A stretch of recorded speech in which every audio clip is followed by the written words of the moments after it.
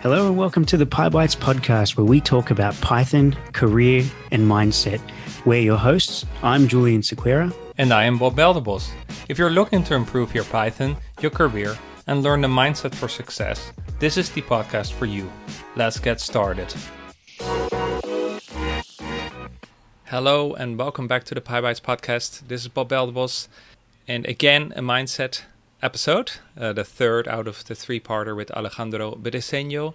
And in this last one, we talk about the Pygmalion Effect. He explains what it is and how it can improve your career as well as the productivity of a team setting. So without further ado, enjoy this episode with Alejandro Briceño.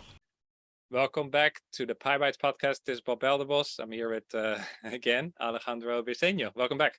Hello there. Glad to see you, Bob. You're regular now. Apparently, I've been already in 2 episodes. Well, this is the third one out of 3, because we promised to do a 3-parter. I think we also announced the topic already, and we're sticking with that. Pygmalion Effect. Exactly. Of course, all in the context of mindset. Julian will be jealous, of course. But yeah, let's kick it off. What is the Pygmalion Effect, and how can it impact our lives and goals? Perfect, Bob. Well, I like to say that I'm going to read this part because I like the definition that I found of the Pygmalion Effect. Well, it's a psychological phenomenon in which a person's expectations and belief about another individual can influence that individual's performance and development. Meaning that sometimes when you are pushing people forward, that person might reach their full potential to do something. Imagine that you're in a competition, like, I don't know, a basketball competition, and your son is there, or your daughter, or whatever. And you said to your son, "You're gonna do it. You're gonna be the champion." That person is gonna feel through your voice, through your nonverbal language, that he's gonna be capable of doing it. But you know what happened? If someone starts telling to your son or daughter, "You're not gonna do it. You're gonna make it. Everyone is gonna be laughing at you." You know what's gonna happen? Is that person might be influenced by the things you said to that person, right? So they're not gonna reach their full potential. So the Pygmalion Effect is a psychological phenomenon, is the way you can actually uplift people in seconds just by the words you say to this person. Sometimes in my work, in some contexts, when does it work? For example, when you have a boss, when you have a manager, when you have a leader. Why? Because this is a person of responsibility. And of course, it can have an impact in your life. Why? Because you're in your work and you think you're doing everything great, and suddenly your leader goes to you and say, "Oh, I didn't like the way you did this." And you're like, "Oh," you start feeling like you're not good at it. So I'm not saying this is something that happens to everyone. Sometimes people are really, they really have a strong mind and a strong mindset, and they say like, "Oh, I don't care what other people say. I know that I'm pretty good at what I do." So this is what I think I can explain about Pygmalion Effect. And of course, it impacts our life in so many ways, but it will impact more in our life when we have these leadership positions that are telling us how we do in our work, or for the things we are, developing, etc. So it really comes down to how we give feedback and how we take feedback, right? Yeah, exactly. Okay.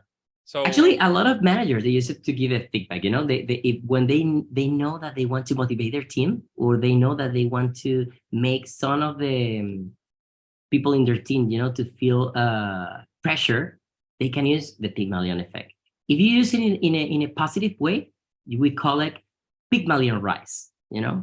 Pygmalion Rise, because you're actually uplifting this person. You're making these people to go forward.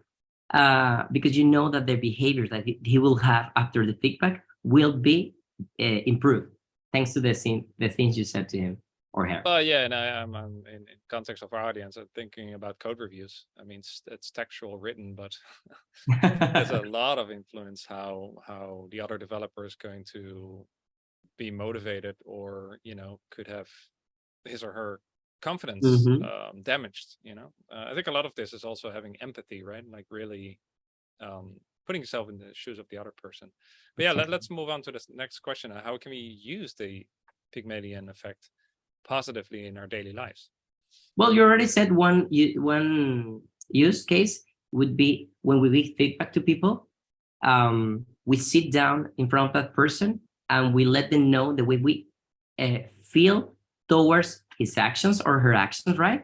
So that would be one way. I think another way would be the way we start speaking to our families, to our friends. Okay, so you have a power every time you open your voice. Every time you open your mouth, because you can start saying phrases that are not motivational. I'm not speaking about motivation. I'm telling that you can have an impact on people performance. So if someone is going to do a hard task and they are doubting of themselves, or they are doubting about how they can do it, then that's the moment where you can use the Pygmalion effect, and you can say, hey, I trust you. Hey, I respect you. Hey, you can count on me, but trust me, I know that you can do it alone. So these kind of phrases that sounds like a movie phrases, they are not movie phrases related. These are the phrases that you as a manager, as a leader, as a colleague can say to your coworkers or to your team, because it will boost their confidence. It will boost their self-esteem. And, it's just a phrase. It's just a sentence. And imagine all the impact that you can have in someone else's life just by saying these kind of phrases. Right. And it's easy to do, right? I had to easy peasy. You don't have to pay for it. Again, right? Easy to do, easy not to do. A lot of missed opportunities. Yeah. So tell me a bit more about the role of communication and interpersonal relationships in the Pygmalion effect then. Well, sometimes people who are not good with speaking in public or having dialogues with their teams, it's hard for them to communicate that someone is doing a great job. So you know what you have to do? To use your nonverbal language. A pat in the back, or trying to tell people or to express your feelings in another way. So nonverbal communication is also important for the Pygmalion effect. So why is it so important to praise people? Because they're gonna feel entitled to do things in a better way. They're gonna feel that you trust them. So that's the reason why you're gonna have a better outcome, because they will see that you as a manager, as a leader, as a colleague are trusting or respecting them in a good way. However, I must say that there is a negative side of this. Sometimes we have leaders or managers or coworkers that are really, really, really mean with us. And if they're mean with us, what's going to happen? Is that our performance is going to decrease. So Pygmalion can be used as a tool to make people go up, or also make people feel down. Yesterday I saw a LinkedIn post of a guy who was working in Apple, and it was crazy because he got like 5,000 likes in his post. And you know what was the post about? It was about that he was working for Apple, and his two team leaders were actually abusing him not abusing him, but making him feel bad about everything that he was doing. So he was working as a developer for Android and iOS at the same time.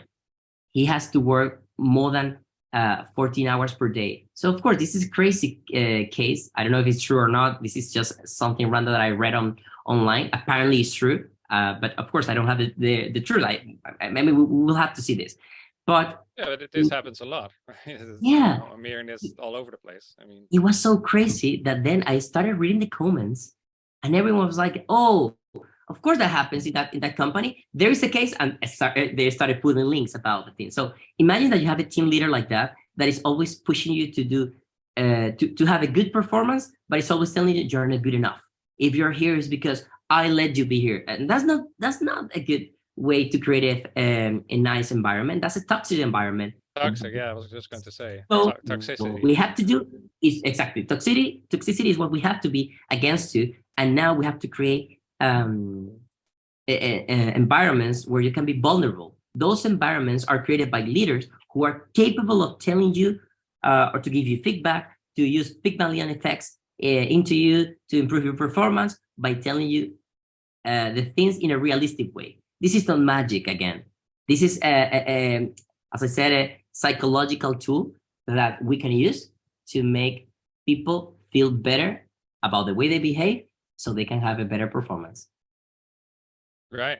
It sounds like a culture shift as well, right? You keep Exactly. calling it a tool. So is there a way to implement this? Like, are there tools to implement this, or is this just a general shift in mentality and just culture, basically? It's a good question. I think it's a general tool that everyone can use. You don't have to go to a course to learn about Pygmalion Effect.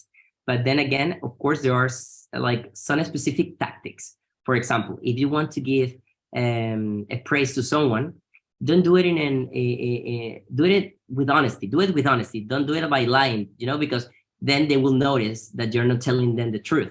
So it's important that every time you use this kind of phrases, it comes from your heart, it comes from your honesty, it comes from the things that are realistic, because otherwise people will not believe in this, and it will not cause any impact on their performance. And I think that's the only thing I would say about this specific question. Yep. Cool. So how can we manage the expectations others have for us and avoid being limited by them? Well, it's hard. You cannot manage what other people think, what other people are thinking about you. You cannot do it. But what you can do is to work on yourself a lot. So when we see someone, we only see what that person is allowing us to see. When you see someone who is successful, you see that maybe it's a person who owns a nice car, who has a company or whatever, but you don't know what's happening behind the stage. You don't know if that person is actually rich or not, or he's just bragging about what he has, but then he doesn't have anything. So you are the owner of your own life, but you are also the owner of your own narrative. So I think that by being yourself, by being authentic, it's a way for you to show your true colors, and it's a way for you to let people know who you are. So you cannot expect that people think in a way about you. You can only show them who you really are. And in order to do that, you have to be authentic.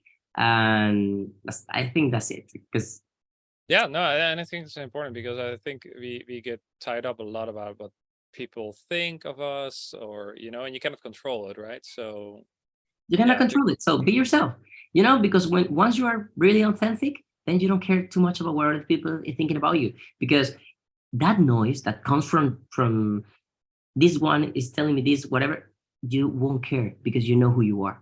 So that's the reason why I always said to my friends, spend money in technical courses, but spend money also in professional development courses. Why?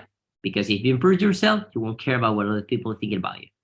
Yeah, and it all starts in the mind, as we have established before. Exactly. It's all about mindset. Yeah. So lastly, do you want to share an example, a story where Pygmalion Effect had a noticeable impact?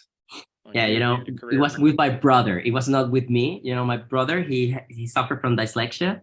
So he's right now he's an oil engineer, but he was really bad with numbers, and he's an oil engineer. So my mom, she is amazing. She's a teacher. She's a professor, and now at a university, but in the past she used to be a teacher at a school. And I remember that when my brother was like 12 years old, or maybe 13, 14, I don't remember exactly, we realized that he was having difficulties to learn. So my mom was always pushing my brother without even knowing that he has dyslexia. He was always pushing, no, you can learn it. Take your time. You're going to be able to learn. So my mom, I didn't know that until now that I'm grown up, that she was so optimistic about everything, that I think that I get that from her.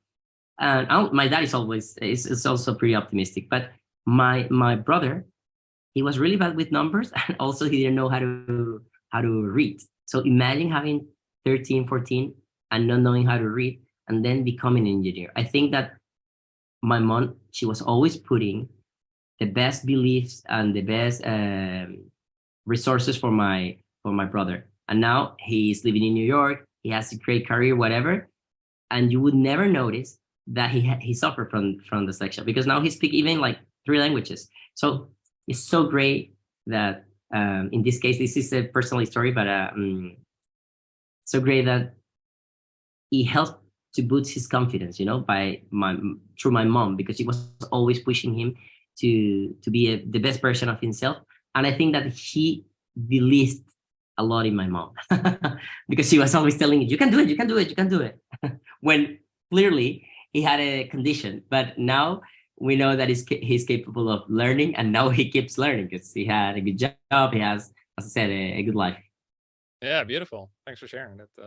That's a beautiful story, and it's also nice how the three topics come together in one story, because that's the Pygmalion effect, that's the growth mindset, and that's also the power of positive self-talk, right? Or well, Exactly. because Yeah, he developed that self-talk true. through your mom and setting that example. But it's all about mindset at the end. It's all about having a positive mindset, a growth mindset. It's about learning all these tools in order to apply on your daily basis. This is not magical. This is not something that is like a happy thing, or like, sometimes people think that coaching or these kind of tools are not good enough for them because this is for another kind of people. Well, I used to be that kind of people. I used to be the person. I mean, I didn't know all the concepts that I know now. Now I learned a lot about mindset hacking, optimism, and I'm cultivating myself into these topics because I know that they are really helpful in my life, but also in my work. Awesome, super inspirational. And lastly, I think I know our audience, right? And they're always want to learn more and read up and even geek out on this this stuff. So maybe in the show notes of this one, we can add a couple of resources, your favorite books, maybe. Yes. For the sake of time, maybe we don't mention them all here, but people can go to the description of this episode and learn about your favorite, maybe top 3 books or resources that really have helped you in this journey. If that's okay. Yes, of course. I love Daniel Goleman. You should read every book of that author. Emotional intelligence, right? Yes, exactly. Classic. That's a classic. 30 years ago, it was a bestseller, and I think it should be a bestseller for everyone right now. So that would be one of the books, Emotional Intelligence by Daniel Goleman. Then I would say that I love Tim Ferriss, and you spoke about him. He has several books. You just said about the 4 hours week. I would recommend.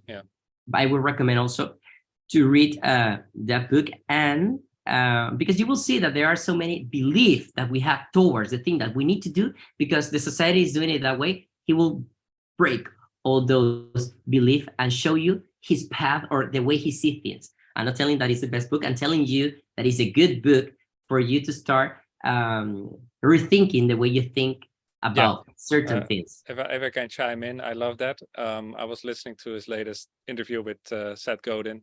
It's another nice, good one to listen to, right? Overall, and Seth was actually paraphrasing the book because it's super sleazy title, right? Like 4 hour work week, scam. Okay. But that was exactly the point, right? It's not the point that you work 4 hours. That's not happening. It's that you automate your life and earn that freedom and work remotely and do things more efficient. So, but he really started that movement in a sense back in 2007. But it was more like I like what you said, like the rethinking, like reading that book. I think I read it in 2009. Opened my mind to like, hey, you can work remotely. Hey, you can earn more freedom. Hey, you can do things more efficiently. So it's more exactly. So it is a hardcore business book. That there not be a mistake, but it's also a mindset shifter. Just wanna because we mentioned nice. I really like you said that because I agree completely with you. I totally agree with you. Then the third book I would like to recommend. It's not gonna be a book about mindset. It's actually gonna be a book about data-driven mindset, which is Factfulness by Hans Ronsley and his brother and his sister. They wrote a book about the way people think they know a lot about the state of the world, but then we know nothing about it. We think that we are in a world that has a lot of poverty, but it's not true. If we compare that to the last 100 years, we think that we are in a world where people doesn't know how to read, but that's not true. Most of the people in the world, they know how to read. So what am I saying that? Because yes, it's important to have our mindset, but also it's important to have a realistic mindset. And data is also important because sometimes people ask me like, all the things that you do, like the things that I was explaining here in the 3 episode podcast, do you apply this into your daily basis? Yes, of course I do. And have you measured this? Yes, of course, because I used to be part of the employee experience department in my company, and we have applied this. And now we have data that supports that by applying these kind of tools, we have a better and more happy environment in our company. So of course that data is also important. So read Factfulness because it's a beautiful book and you'll like it. Yeah, I read it a long time ago. It's and it goes back also what I said about the news in the previous episode. Like we're biased, thinking that it's all bad, but then actually going to measure the data, not the case. But curious, now you said like you measure that and you had a tangible improvement. How do you measure that?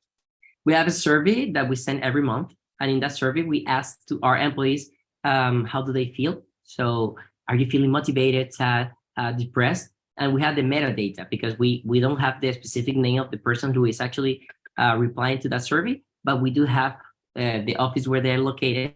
So then we can have specific actions for them. So we also have another metric, which is the employee net promoter score, where we ask them, would you recommend this place to work to your friends or any other colleague? And usually we have good responses.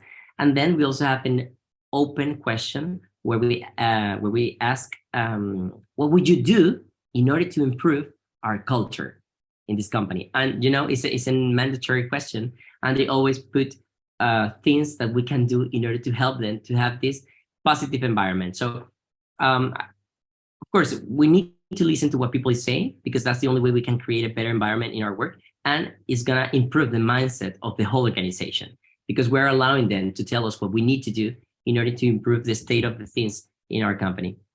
That's awesome. Yes, Pybites, we started our yearly survey as well last year, and we already made some changes or did some new things based on that. So always listen to your people. So great. Yeah.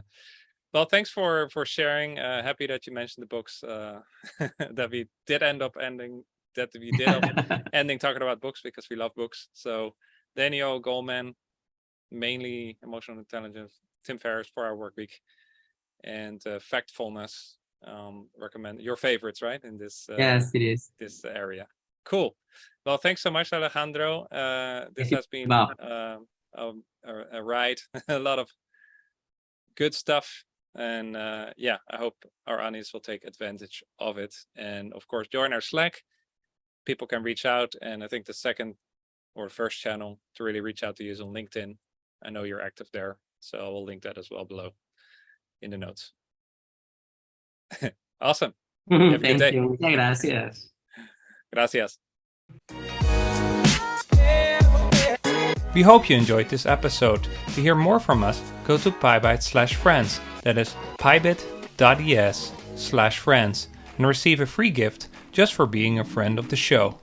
And to join our thriving Slack community of Python programmers, go to Pybites/community. That's pybit.es/community. We hope to see you there and catch you in the next episode.